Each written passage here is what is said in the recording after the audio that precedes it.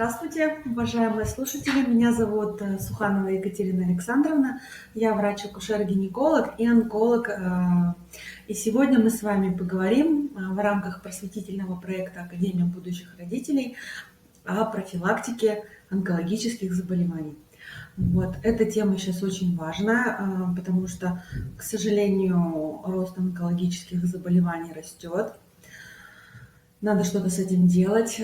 Вот. И большая роль, конечно, профилактики, да, отводится. Самая главная профилактика, как и для множества других заболеваний, таких как сердечно-сосудистых, конечно же, это здоровый образ жизни. Да? Здоровый образ жизни, давайте поподробнее немножко коснемся до его. Но, во-первых, это физическая активность. Обязательно. Для чего это нужно? Когда человек двигается, у него усиливается скорость кровотока, у него усиливается метаболизм, обмен веществ, процессы в организме, да, то есть активнее работает наш иммунитет.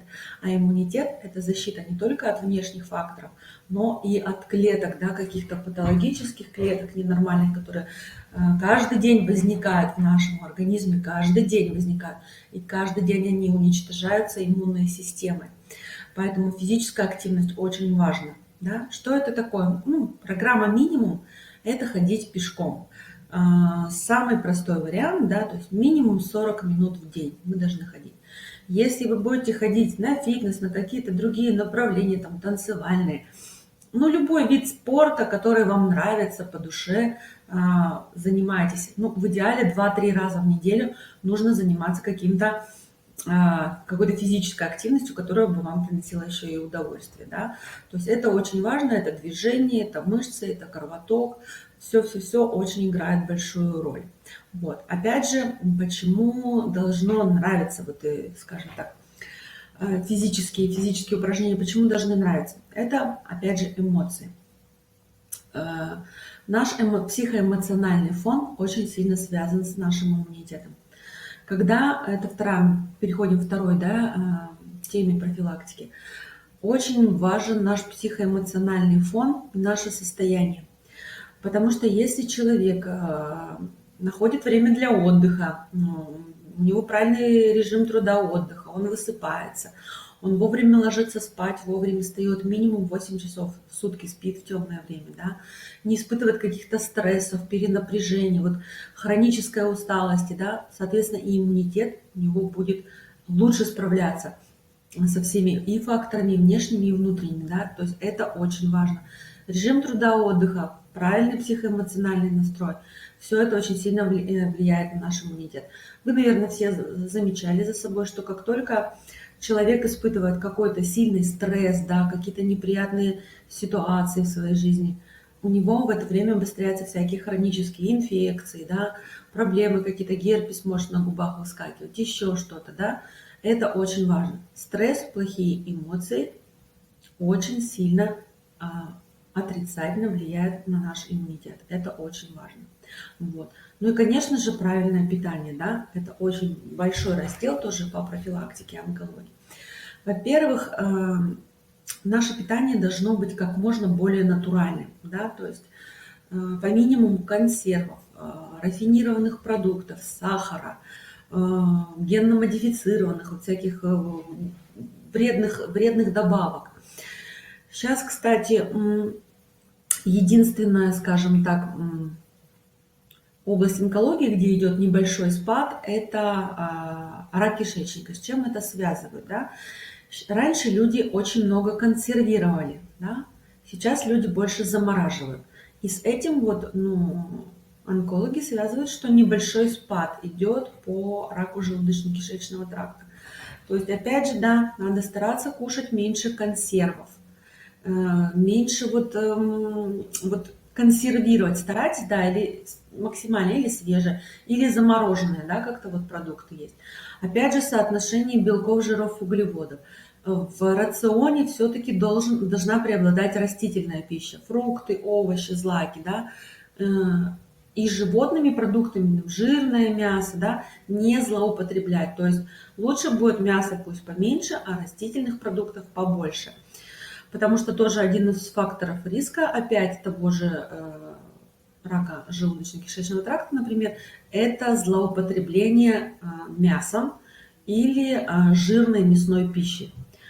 Процессы пищеварения у нас устроены так, что когда мы едим очень много мяса, они нарушаются, это действует на микрофлору, недостаточно правильно все перерабатывается и повышается онкориск. Вот. То есть 3 кита, на чем основывается профилактика онкологии, 3 кита здорового образа жизни, это физическая активность, здоровое психоэмоциональное состояние и правильное питание. Очень важно, конечно, чтобы питание было сбалансировано, чтобы в организм попадали все необходимые витамины, микроэлементы. Это, опять же, рацион должен быть разнообразный. За счет чего мы можем разнообразить рацион? Это, опять же, за счет овощей, фруктов, орехов, злаков, сухофруктов, потому что за счет мясом сильно не разнообразишь, да, как говорится, рацион. Мясо есть там птица, рыба и красная, как бы, да, вот. А разнообразить именно для того, чтобы получить максимальный спектр микроэлементов и витаминов, это все-таки растительный мир нам больше предлагает. Да? То есть пища должна быть достаточно разнообразной, чтобы мы это все получали. Зелени очень много должно быть в рационе. Да? В зелени фолиевая кислота очень важный элемент. Зелени, да, ну вот зимой что мы можем из зелени? Ну это вот салаты различные, да, листовые салаты, которые продаются, зелень, да, которые в теплицах выращиваются. Вот это можно, да, употреблять. Если квашеная капуста, там витамина С много, например. Вот. Сезонные фрукты. Сейчас какие у нас сезонные фрукты зимой? Это цитрусовые. Там опять же витамин С. Вот. Осенью был фейхоа, это йод у нас, да. Вот. Это что касаемо продуктов, да. Ну и теперь с медицинской точки зрения, как, скажем так, профилактировать онкологию, да. У онкологических заболеваний очень много факторов риска, кроме образа жизни. Например, лишний вес, гипертоническая болезнь, повышенное давление, сахарный диабет, то есть и много других заболеваний, курение, нарушение репродуктивных функций, да, то есть, допустим, женщина очень, не рожала, допустим, или наоборот, родов было очень много, да, то есть какие-то вот такие факторы нестандартные, скажем так, которые выбиваются, вот. Это опять же все сводится к здоровому образу жизни, да, то есть вести здоровый образ жизни, следить за своим весом, следить за своими сахарами, да, то есть за питанием, потому что все хронические заболевания являются тоже факторами риска. Но они тоже как следствие, все хронические заболевания тоже где-то как следствие, где-то неправильного образа жизни, воздействия каких-то стрессовых факторов, инфекционных агентов, да. Вот. Теперь поговорим о частоте обследования, да. Вот. Ну, самый главный фактор риска всех онкологических заболеваний, на которые мы не можем повлиять, это возраст. Чем больше возраст, тем вероятнее риск развития онкологических заболеваний. Это, как говорится, неконтролируемый фактор риска. Да? Соответственно, чем у нас больше возраст, тем должны мы более ответственнее относиться к регулярным осмотрам. Да?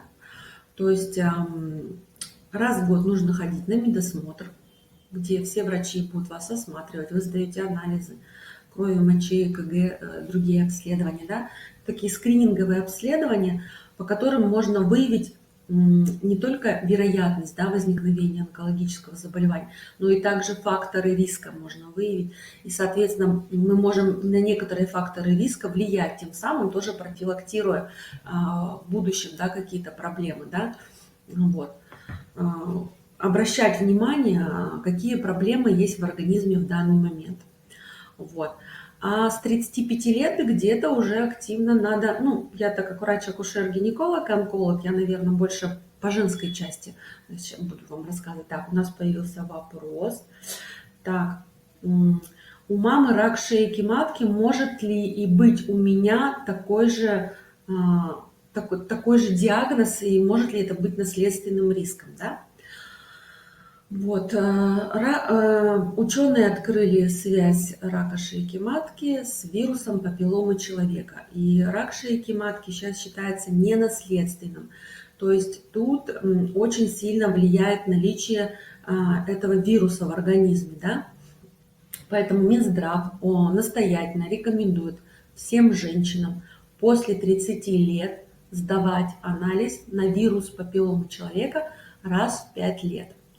Если же у женщины присутствуют какие-то проблемы, да, связанные с шейкой, там, эрозией, то возможно и раньше сдавать, пролечивать, все это делать своевременно. Соответственно, повторюсь еще раз, рак шейки матки не является наследственным раком, и если он есть у мамы там, то совсем не обязательно, что есть у дочери. Также это заболевание связано с образом жизни, то есть если у человека было много партнеров в жизни, соответственно, риски повышаются, потому что повышаются риски заражения вирусом папилломы человека. Вот. Какие же у нас онкологические, скажем так, наследственные формы бывают? Ну, это рак молочной железы, рак кишечника, вот они чаще входят в группу наследственного риска, да? Вот. Следующий вопрос. Сколько раз в год нужно ходить на УЗИ груди и с какого возраста? Значит, УЗИ считается безопасным методом, и если у человека есть какая-то проблема, то на него можно ходить в любом возрасте, даже маленькому ребенку. Если у ребенка возникла какая-то проблема, жалоба, боль, еще что-то, на УЗИ можно в любом возрасте ходить. Метод безопасный, повторюсь, да. Если же женщина ничего не беспокоит, все у нее хорошо, то желательно с 35 лет раз в год ходить на УЗИ молочных желез с профилактической целью. С 40 лет у нас уже мы начинаем делать маммографию. Один раз в 2 года. С 40 лет маммографию начинаем делать. До 40 лет почему не делается маммография? Потому что плотность молочной железы такова, что просто на маммографии видно будет не очень хорошо. С возрастом, после 40 лет, в молочной железе начинает преобладать жировая ткань, и на маммографии становятся очень хорошо видны любые изменения. Вот. С 40 лет, значит, раз в 2 года, после 50 лет до 60 раз в год, после 60 опять раз в 2 года делается. Если же есть какая-то необходимость, какие-то подозрительные изменения, то маммографию можно делать и раз в год. Вот. Опять же, если есть какие-то вопросы, подозрения, то маммографию можно и с 35 лет начинать тоже, но по показаниям, не всем подряд. Всем подряд на обследование мы с 40 лет отправляем, да, так называемый на скрининг. Вот. Это что касаемо УЗИ груди. Сколько раз в год? Одного раза в год достаточно, да, если все хорошо. Ну и верхняя, да, граница нормы, когда заканчивать ходить. Ну, в идеале все-таки ходить, как я сказала, да, маммография после 60 лет раза в 2 года. Вот следующий вопрос, кстати, тоже в тему. Нужно ли ходить к врачу-гинекологу после 60 лет? Да, нужно ходить. Потому что, как я сказала раньше, самый у нас риск неконтролируемой онкологии – это возраст, на который мы никак не можем повлиять. Чем больше возраст, тем больше риски. Соответственно, это не значит, что после 60 лет к врачу ходить не нужно. Вот это как раз самый такой опасный период, когда возникают различные заболевания, и мы их не видим. Просто потому, что пациент не ходит к врачу, вот и все. То есть, когда человек работает, хочешь не хочешь, раз в год тебя отправят на медосмотр, и если что-то не так, выявят. Когда человек выходит на пенсию, он перестает ходить на медосмотры, на диспансеризации. И если ничего не беспокоит, в таком случае бывает заболевание обнаруживается уже в запущенной форме. Поэтому Минздрав сейчас рекомендует, что касаемо женщин, да, раз в год ходить на УЗИ малого таза, раз в 2 года ходить на маммографию, да, это с 40 до 50 и с 60 лет, да, с 50 до 60 раз в год, да, мы ходим. Вот. То есть ежегодное обследование. На прием к гинекологу тоже нужно ходить раз в год, потому что мы раз в год опять же берем анализ на онкоскрининг. Да? Раз в год онкоцитологию все сдают. Опять же, для чего все это нужно? Понятно, что сами по себе медицинские осмотры не предотвратят заболевания. Заболевания мы можем предотвратить только всем своим образом жизни, своим здоровым образом жизни, здоровыми мыслями, здоровыми эмоциями позитивными, да, мы можем снизить риски. Медицинскими осмотрами, конечно, заболевание не предотвратить, но можно выявить на доклинической фазе, то есть можно выявить заболевание в тот период, когда еще ни сам человек, ни жалобы еще не появились. Даже на осмотре врач еще ничего не может ни найти, ни нащупать. То есть заболевание сейчас в современной медицине мы должны находить тогда, когда мы еще его не видим, не чувствуем, руками не можем определить, только можем на обследовании. Да?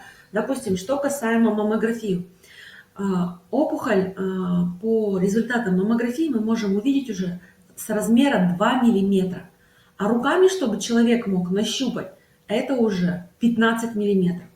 Вот. Соответственно, все, медицина сейчас у нас на таком уровне, что все должно обнаруживаться и находиться на той стадии, когда еще сам человек и доктор не могут обнаружить. То есть на самой-самой ранней, бывает на пограничной еще, да, есть так называемая нулевая стадия рака, да, лучше находить все вовремя и вовремя пролечивать, никогда уже все запущено, да.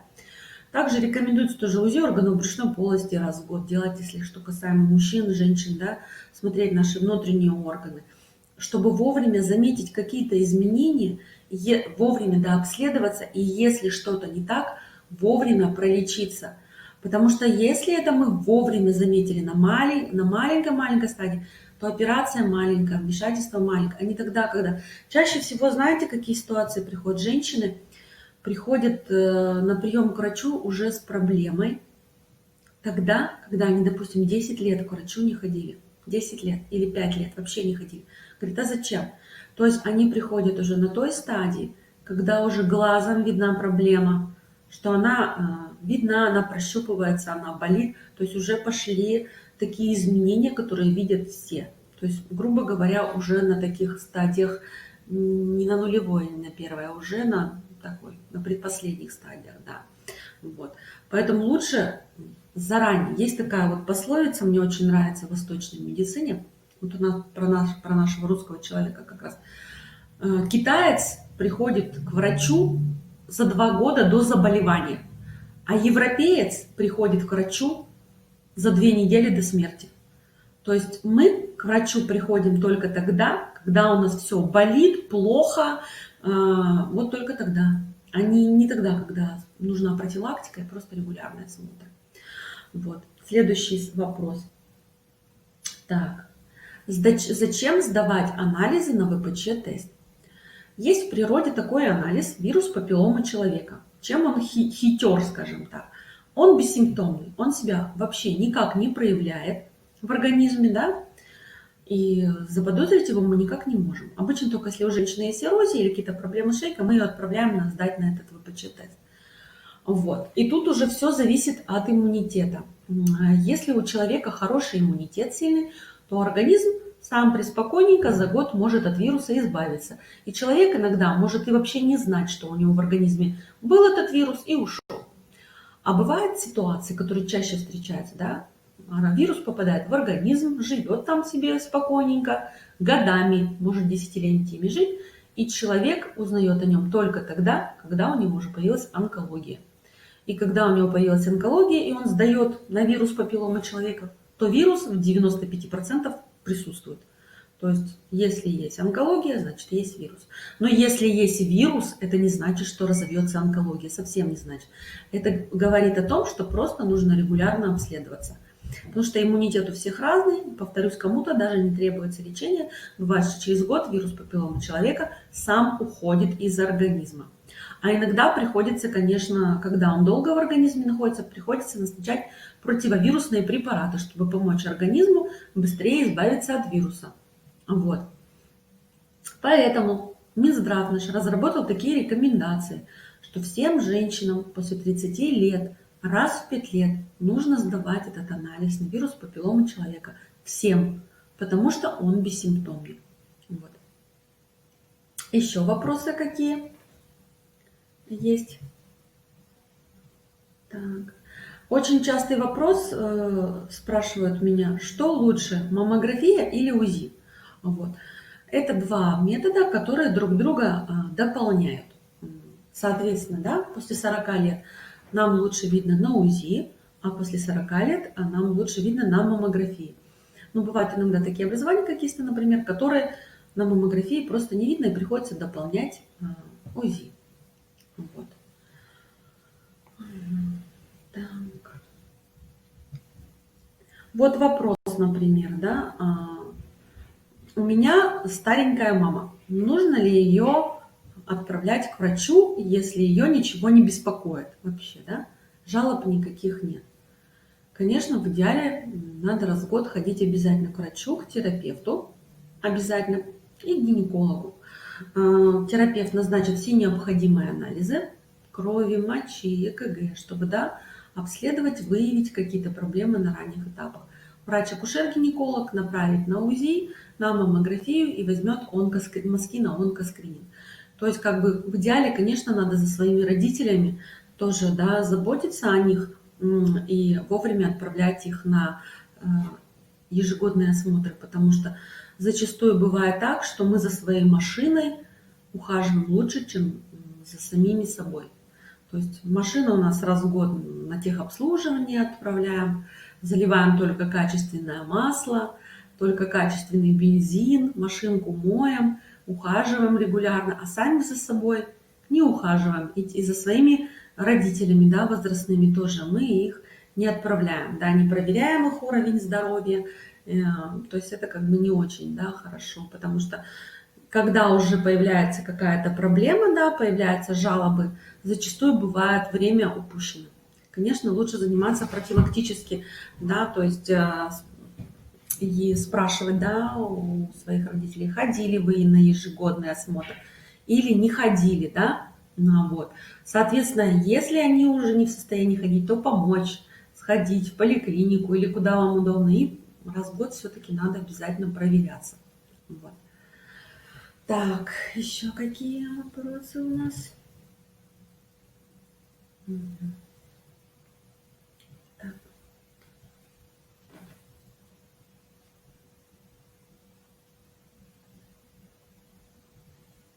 Мгм. Нужно ли ходить на УЗИ малого таза, если ничего не беспокоит? Вот очень хороший вопрос, очень хороший вопрос. Почему? Есть такие два очень нехороших рака. Это рак эндометрия и рак яичника. Они полностью, как правило, бывают бессимптомны. То есть, если это взять онкологию яичников, то ее мы можем увидеть только на УЗИ. Руками никогда не увидишь, только заподозрить можно в запущенной стадии, когда уже, как правило, что-то изменить очень сложно бывает. Да? Если человек будет ходить раз в год на УЗИ, то на ранних этапах он увидит, да, какие-то изменения. Потому что это абсолютно бессимптомное заболевание. Вот. То же самое и с раком эндометрия, да, то есть жалоб может быть вообще никаких не быть, могут быть какие-то кровянистые выделения. Но если кровянистые выделения, то есть с одной стороны любая жалоба это хорошо, потому что это позволяет человеку задуматься, забеспокоиться и пойти к врачу, да, если какая-то вот неприятная жалоба. А если жалоб вообще никаких нет, то человек, соответственно, никуда и не пойдет, так ведь? Вот. Если это заболевание эндометрия, соответственно, может быть либо никаких жалоб, либо появиться кровянистые выделения, хотя менструации, допустим, уже 5 лет назад закончились. Это всегда очень такой признак нехороший. Вот. И тогда на УЗИ уже бывает, скажем так, можно увидеть проблему. Если же ходить, опять же, регулярно, раз в год, то при каких-то начальных изменениях мы уже увидим непорядок и вовремя проведем лечение на таких нулевых стадиях, скажем так, на нулевых стадиях можно будет все выявить. Вот. Что касаемо, вот такой вопрос еще задают. Если у меня маленькая грудь, надо ли мне ходить на маммографию? Вот. В принципе, специалисты по маммографии достаточно грамотные, и практически при любом размере можно будет посмотреть маммографию. Но если возникают какие-то сложности, всегда можно, в принципе, дополнить исследование с помощью УЗИ. То есть размер как бы тут совсем ни при чем. Также вот с сайта был вопрос, влияет ли размер груди на заболевание онкологии. Нет, абсолютно никак не влияет ни на возникновение мастопатии, доброкачественных изменений каких-то, ни на возникновение рака. Размер не влияет никак. То есть размер груди тут совершенно ни при чем. Единственное, вот тоже хороший вопрос, да, влияет ваша репродуктивная функция, скажем так. То есть как, вот что касаемо груди, да, очень важно кормить ребенка грудью. Вот это опять же в рамках просветительного проекта, да, Академия будущих родителей. Сейчас, конечно, родители уже все такие молодцы, понимают важность грудного вскармливания для здоровья и будущего своих детей. Да, это очень важно. Грудь, она должна реализовать свою функцию, и обязательно малыша надо кормить грудью, потому что это нужно не только для него, ведь с молоком матери ребенок получает и иммунитет, иммунные клетки, и необходимый баланс микроэлементов и витаминов из состав вот, по белкам, жирам, углеводам. То есть материнское молоко, оно для ребенка самое идеальное, какое бы оно ни было. Также грудное вскармливание – это отличная профилактика от онкологии. В идеале минимум мама должна откормить 8 месяцев, можно год. Ну, главное, тоже без перебора, да, там, не до 3, не до 5 лет, год, ну, 1,5 где-то, вот так, ну, 2, вот. И когда грудь работает, она выполняет свою функцию, которая заложена самой природой в женщине, это отличная профилактика онкологии. Опять же, наш организм настроен на то, чтобы рожать. Соответственно, конечно, лучше там, родить 3 детей, чем, допустим, ни одного, да, то есть если у женщины не было родов в анамнезе, это тоже несколько повышает ее риски, да. Но с другой стороны, тоже, когда много у женщины детей, там 10, это тоже повышает риски, то есть где-то вот какая-то середина все-таки, да, должна быть. Ну, вообще, много, что касаемо акушерства и гинекологии, конечно, тоже есть факторы риска, но они все связаны с нарушением гормонального фона, да, то есть такая уже более узкая специализированная тема, да, то есть если какие-то нарушения циклов, нарушения с зачатием, с беременностью, оно может в будущем как-то повлиять. Но сейчас, в принципе, это все очень хорошо корректируется. Если где-то с гормональным фоном какие-то проблемы, всегда можно подойти к акушеру-гинекологу, и он подберет вам те препараты, которые наладит ваш уровень, да, скажем так, гормонов в организме, стабилизирует состояние. Это витаминотерапия, и растительные препараты, и гормональные препараты. Всегда в диалоге с врачом можно подобрать лечение, чтобы оно и вам и помогало, и было для вас приемлемым. Потому что не все виды лечения для женщин приемлемы, да, скажем так, бывают. Вот, и вот это очень хороший вопрос, да. Вот. Еще вопросы? Про сахар, вот я вижу вопрос. Ну, про сахар сейчас, конечно, очень много в литературе вообще много информации дается, что сахар, скажем так, это не очень полезный продукт. И наши предки, если взять, например, еще 100 лет назад, да, столько сахара не потребляли, потому что в основном его просто не было. Сахара просто не было, да и конфет ничего не было. Больше в рационе преобладали фрукты и овощи. Люди были более здоровыми. Сейчас мы очень много сахара, конечно, едим. Это и кондитерские изделия, и сладкие напитки, там, да, употребляем, там, дети лимонады всякие пьют, и булочки, и все. Сахар, конечно, очень сильно влияет на наш обмен веществ. Сейчас очень много сахарного диабета 2 типа. Сахарный диабет 2 типа – это, опять же, риски. Очень по онкологии тоже большие риски, потому что иммунитет снижается, и сосудистая, скажем так, сосудистые проблемы наступают, да. Опять же, мы с вами возвращаемся к образу жизни, да, то есть очень надо следить за тем, что мы едим. Понятно, желательно заменить сахара на вместо кондитерских изделий, да, допустим, в покупных магазинах. Там же очень много всяких консервантов входит, да, стабилизаторов, красителей, пальмового масла, дрожжи входят, как это, термофильные вот эти вот, если прям так хочется чего-то, лучше все-таки самим как-то стараться, да, печь, когда ты знаешь, что ты положил, какие продукты у тебя входят, да, вот пирог захотел испечь, что ты знаешь, у тебя там яйца, мука, и там и сметана, и все, что ты не добавляешь туда никаких ни усилителей вкуса, ни химических агентов никаких не добавляешь, да, это очень важно. Если опять хочется сладкого, желательно там съесть фрукт, да, какой-то орехи, сухофрукты поесть, чем конфеты, потому что сейчас, во-первых, там не только очень много сахара, но очень много всяких веществ химических, которые тоже в организме накапливаются, да, то есть мы сейчас живем в такой среде,